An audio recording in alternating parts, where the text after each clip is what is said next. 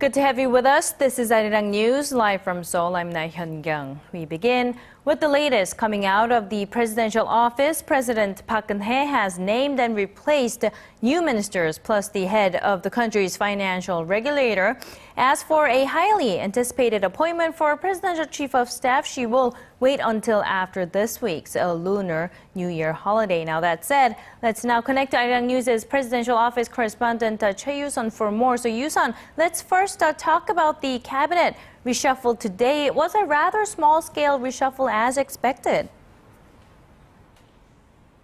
Right, Hyun-kyung, as had been expected in recent weeks, President Park filled the seat of Oceans Minister, which has been vacant since former Minister Lee stepped down late last year. She has tapped third-term ruling party lawmaker Yoo Ki-june as her new Oceans Minister. Yoo is close to the president and had practiced maritime law in the past.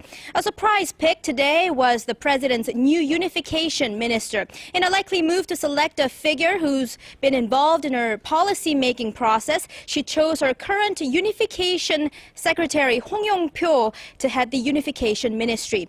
Hong had not been one of the candidates mentioned for the post.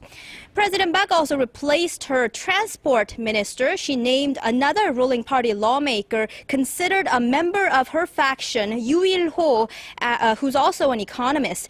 That's two more lawmakers named to the cabinet, and if they both get parliamentary approval, President Park will have lawmakers and politicians taking up a third of her cabinet.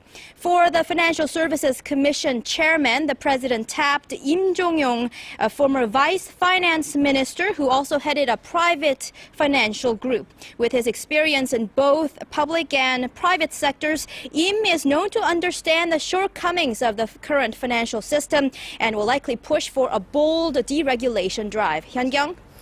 Okay, so about the presidential chief of staff, so it's now confirmed that the current chief of staff, Kim Ki-june, will step down, but it looks like the president will take more time with choosing his successor.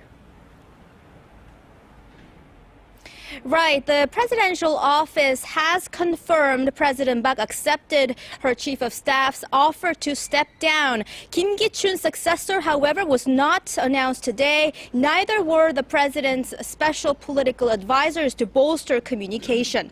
The president is thought to be giving more consideration to her choices after her pick for prime minister failed to win full parliamentary and public support. In order to push ahead with her economic reform drive, President Park, by reorganizing the presidential office, needs to show she has revamped her administration, which was at the center of a scandal surrounding leaked documents. I'm Choi You-sun reporting on President Park's latest cabinet reshuffle.